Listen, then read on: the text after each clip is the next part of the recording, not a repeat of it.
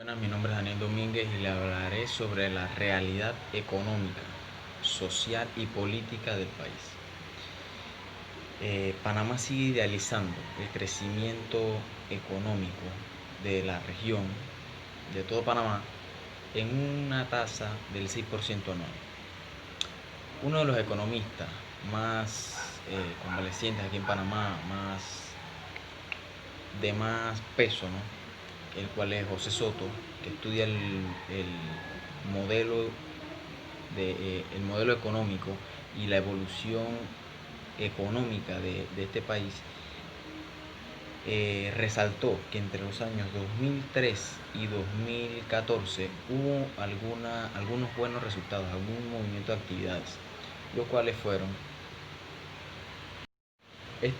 algunas tales como el crecimiento de la actividad del canal, la expansión de servicios legados a las zonas de tránsito, la construcción del tercer juego de esclusas, también la fuente de inversión a empresas privadas.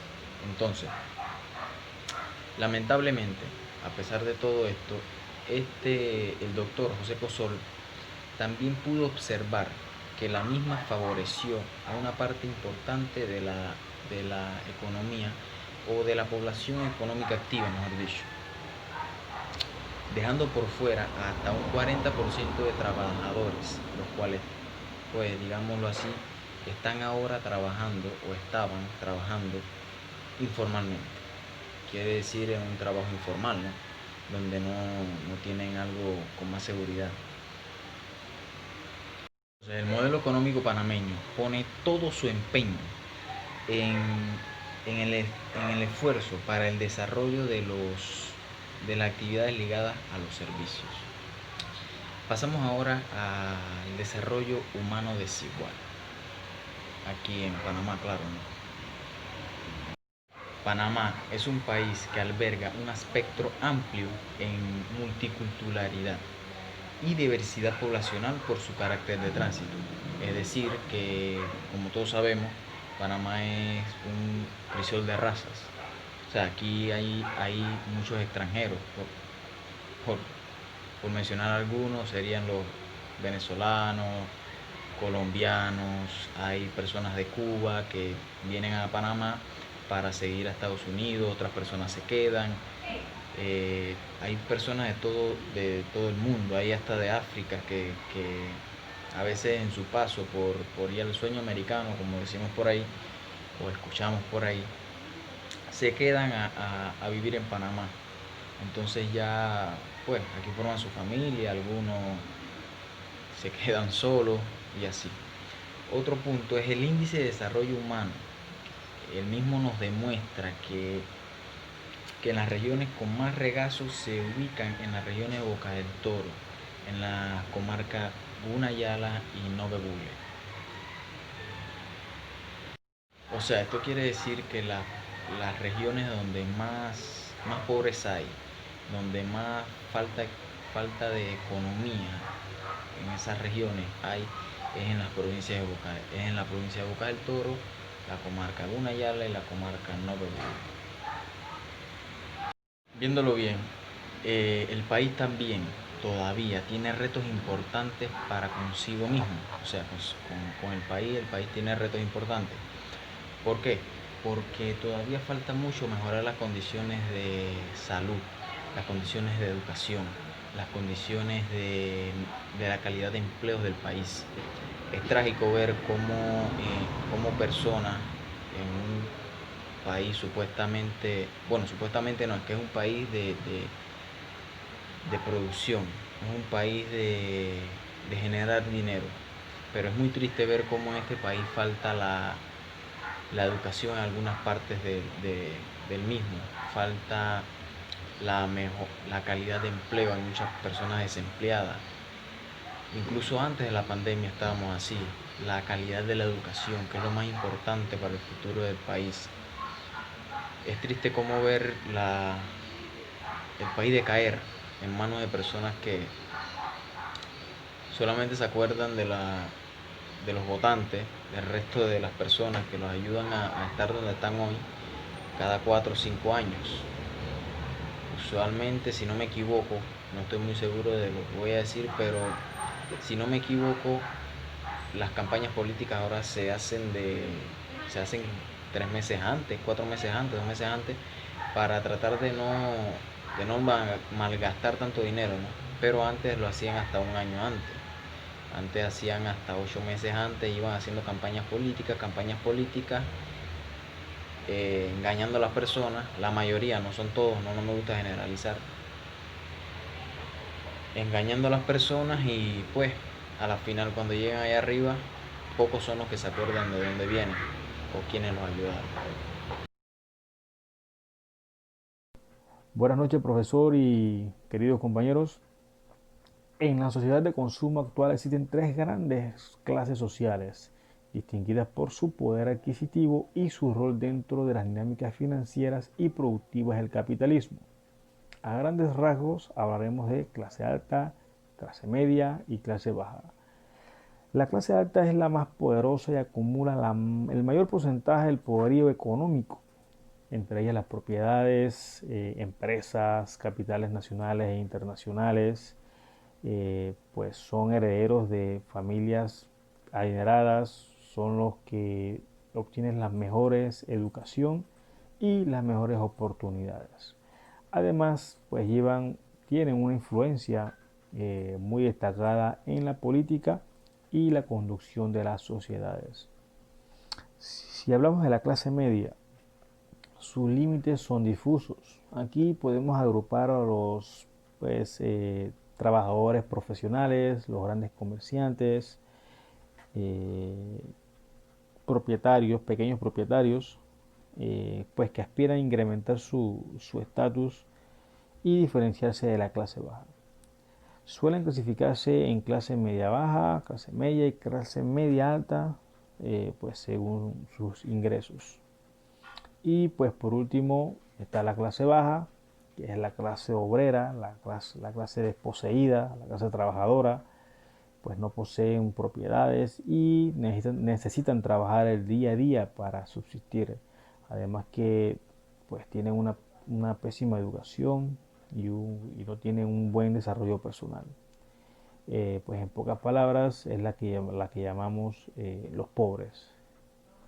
Gracias. En este apartado vamos a hablar de las clases sociales en Panamá, teniendo en cuenta que se han tomado criterios importantes para sus estudios como son el capital económico, el capital cultural y el capital social, siendo el capital económico lo que corresponde a la renta del ahorro y el valor de la vivienda, siendo el capital social aquel número y extensión o determinación de lo que es el estatus social de alguien que se conoce, y lo que es el capital cultural, que corresponde a la determinación o naturaleza de las actividades culturales y el interés cultural. A partir de esto se han creado 5 clases sociales, ocupando la posición número 1 la clase media establecida, que corresponde al 25% de la población, teniendo altos niveles económicos, culturales y sociales. En la posición número 2 tenemos a la clase media técnica, que es un gran número y gregoria de la población, y que ésta se distingue porque tiene un grado de aislamiento en lo que es las áreas sociales y apatía a lo cultural. En la posición número 3 tenemos a los que son los nuevos trabajadores acáudalos, que son un grupo joven, social y que tiene gran interacción cultural, sin embargo tienen un nivel económico bajo.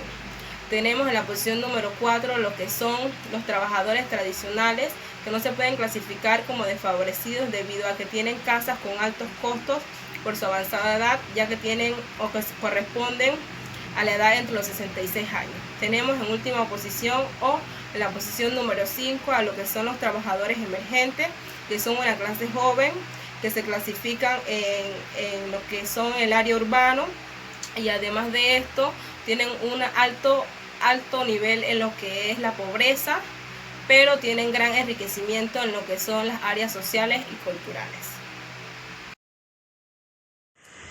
Para concluir este tema, puedo decir, en resumen, que la economía política es una rama de la ciencia económica que estudia cómo desde el gobierno organiza la producción, distribución, intercambio y consumo de bienes y servicios en las distintas sociedades. En otras palabras, esta materia analiza cómo los estados administran la economía, tomando en consideración variables sociales y políticas. Entre las características de la economía política tenemos que es una ciencia interdisciplinaria. Es decir, en el análisis debe incluir no únicamente variables económicas, sino también la sociología y la política. Esta nos ayuda a entender cómo los gobiernos toman decisiones de política fiscal y monetaria. Aporta una visión más amplia sobre el manejo económico del país. Así, permite entender por qué desde el Estado se suman ciertas medidas, aunque no sean eficientes o rentables.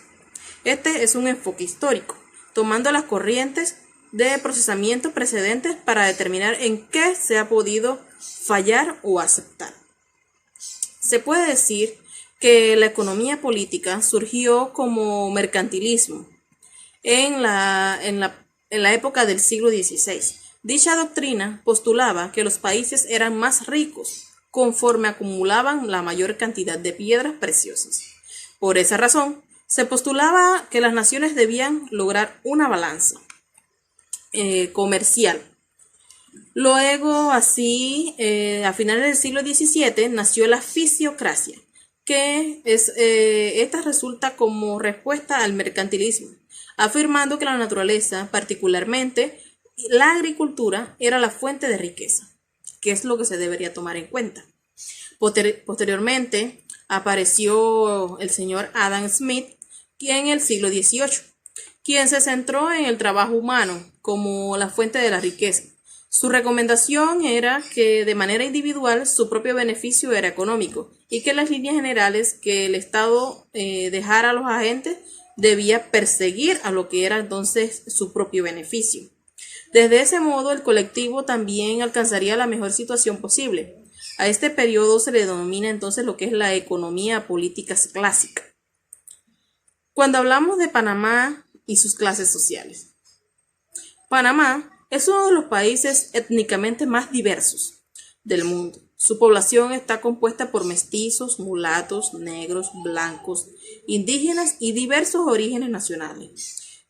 También como son los chinos, hindúes, judíos, españoles, estadounidenses, colombianos, italianos, argentinos, griegos, franceses, árabes, costarricenses, mexicanos y entre muchos otros más.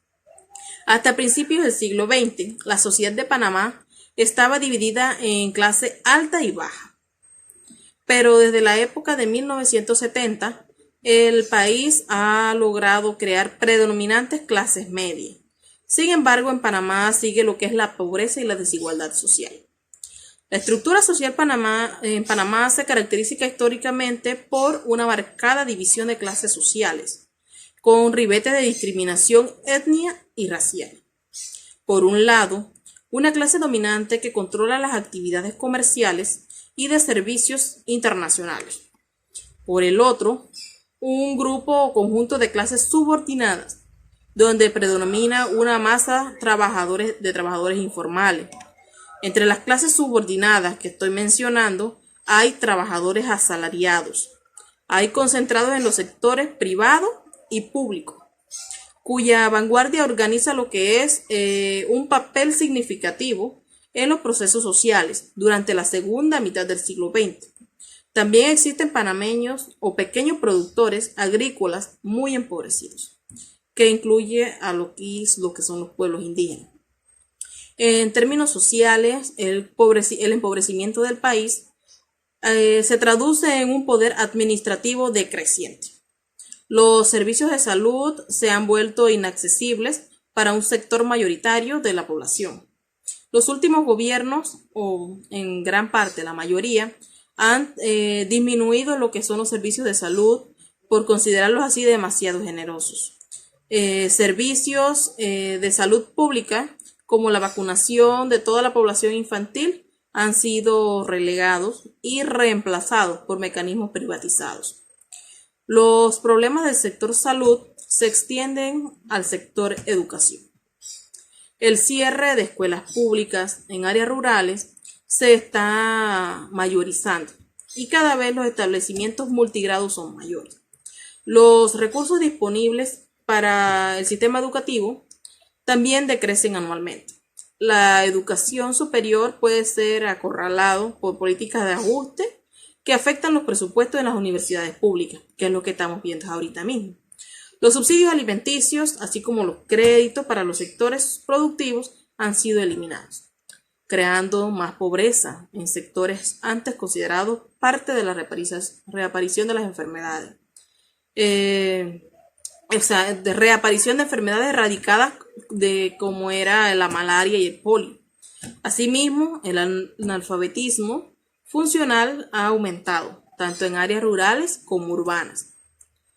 Por consiguiente, podemos decir que Panamá presenta un alto grado de diferencia entre las clases sociales, en donde solo una pequeña cantidad se encuentra bien dotado de raciones y es capaz de suplir sus necesidades básicas, mientras que el resto, siendo mayoritario, no tiene acceso siquiera a una atención médica digna.